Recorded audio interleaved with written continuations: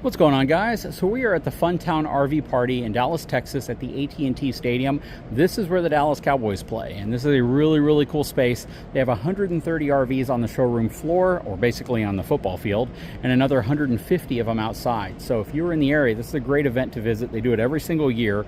Today we're going to take a look at this really cool travel trailer from the folks over at Ember. This is part of their Overland series, and they're doing a lot of things right. I know a lot of folks are always looking for a better RV, things that are being done differently, things that kind of stand out. And I think the folks at Ember, even though they might have had a little bit of a rocky start when they first got into it, they are doing a really great job now, and I want to show you what's going on with this unit. Hang tight, I'll be right back.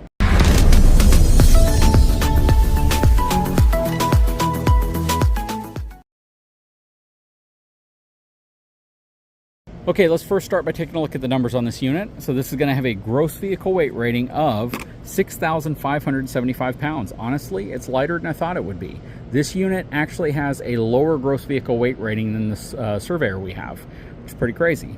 Twin 3,500 pound axle, so the axle capacity exceeds the gross vehicle weight rating, which is really nice. Has a dry weight of 5,382 pounds. It weighs a little bit more than our Surveyor empty, so that's something worth thinking about. It has an 1,153 pound cargo capacity and rides on 16-inch E-rated tires. Now we're going to step inside and all around this thing, but I want to point out some things that I really like about this unit. First of all, I love the dual pane acrylic windows. This is something that I think a lot of the manufacturers should switch to. Now I do realize that it's not glass, and because they're not glass, they're more susceptible to scratches and things like that. You have more little latches you have to flip open and up to get them open and up, but they open out really far, let a lot of wind in, a lot of breeze in, and they're super nice to have. I think the pros outweigh the cons, and the fact that they're dual pane. So that's just my opinion on them. I don't have them on any of our RVs, but I've reviewed them both on some off-road RVs I've featured, and they are really nice to have, especially if you're in a scenic area and you want to get a lot of nice cool cross breeze coming in.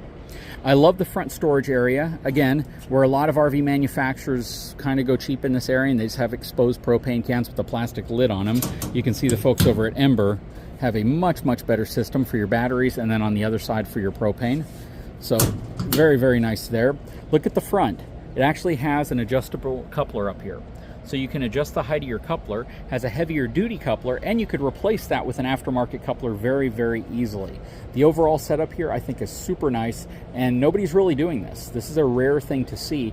Plus you can see how much the frame is beefed up, including this really cool gate defender that they have here from Lippert. This is a front tongue jack. It's an electric front tongue jack that allows you to drop your tailgate, so your tailgate doesn't hit the tongue jack you have up front. Again, very cool, and I love to see when companies like Ember work with brands like Lippert to create a different product. I love what they've done here with the baggage door, where they've put it actually coming downwards so you can use it as a table and not just a door that you have to put out of the way. Very unique, and I don't really think other people are doing this. This is just something that is absolutely a brilliant idea, and it gives you extra workspace out here if you're tinkering on something, working on something, and you just want to have that little bit of extra space to be able to do it. You have your solar charge controller right there. Reasonable amount of pass-through storage here. Not huge. You have a huge awning up here. Now this is going to have the CURT Beast Mode suspension system on it. So this is really cool.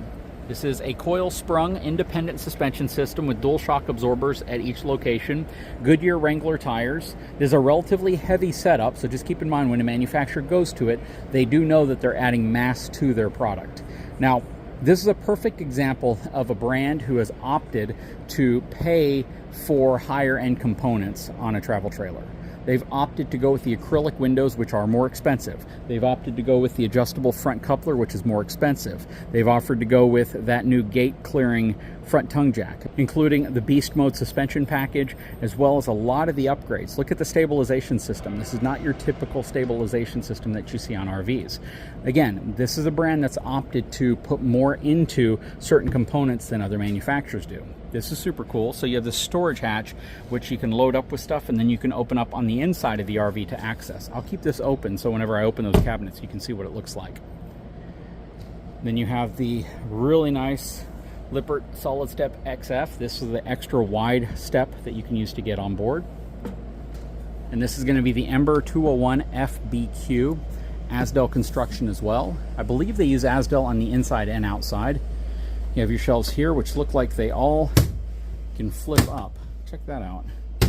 Again, things that they're doing that are different. This takes more ingenuity. It takes more planning and more execution to be able to do this stuff. You have your Furrion 12-volt refrigerator. Okay. So, relatively compact unit. You have a nice slide out here. You have a good sized sofa, which also turns into a good sized bed. You have some storage back here as well. Some USB connections there. That acrylic window. I mean, this is super cool because it is completely open now. And if I want to black it out, I can black it out. I love that. And on the other side of that is a radiant barrier material. The cabinets all look really nice, all strut supported. And then this side you have your TV, and you have some storage space behind your TV as well, so if we want to open that up. This is that cabinet that leads outside.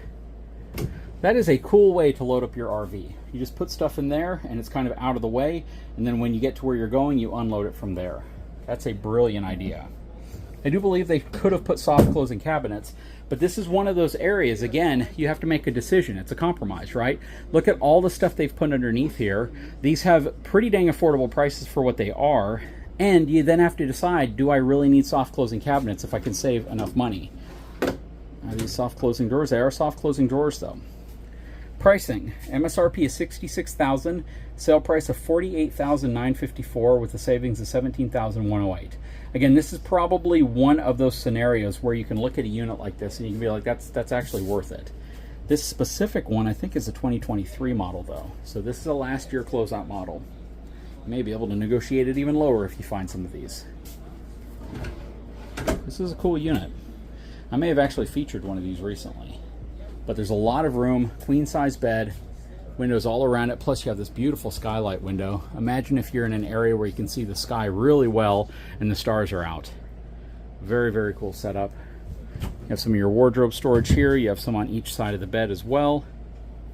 And then you have some more wardrobe storage down here. Let's take a look at the pantry storage right here real quick. Standard pantry, nothing super special here.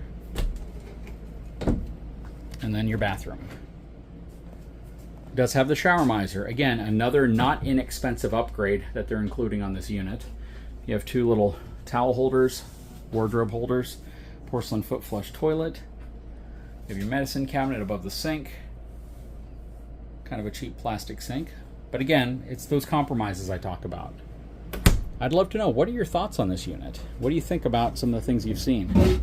Nice large stainless steel sink basin. This does have a thermofoil countertop. I do wish they would have gone with the solid surface countertop. And when I say solid surface, I mean solid, where it's one solid piece versus just one that has a sealed surface. So that's the difference. This is a sealed surface versus a solid surface. Solid surface is like your Corian and your quartz, where the whole thing is one solid material. A sealed surface is your thermofoil, where it wraps around to protect the wood base underneath it. All right, let's step outside and see what this thing's all about from the outside real quick. Okay, coming around to the back, since we've already done everything over there. Nice large LED lights. It is prepped for a Furrion wireless backup camera and the on-the-go ladder system. You do have a 2-inch receiver right here as well. Your spare tire is mounted nice and high back here, directly off of the frame. This has 30 amp connectivity to it for power. Nice having a window like that. All right, this is part of your Truma furnace, which is really nice. You have your Nautilus water control panel right here, outside sprayer. You have your hot water heater bypass and your gray and black tank valves, kind of like a fifth wheel. Plus you have your power disconnect there, as well as being prepped for the LCI TireLink TPMS system. And it is prepped for the Furrion side view cameras as well. But what do you guys think? I really like this unit. I think they've done a great job with it. Overall, the floor plan, the setup is great for some of your lighter duty vehicles. You could haul this with a half ton if you set it up properly and you're very careful with how you tow, and you have the max tow package with the proper payload capacity. But I'd love to know your thoughts. Please leave a comment below. Guys, if you haven't had a chance, please take a moment, subscribe to the channel, give me a thumbs up, and we'll talk to you again very soon.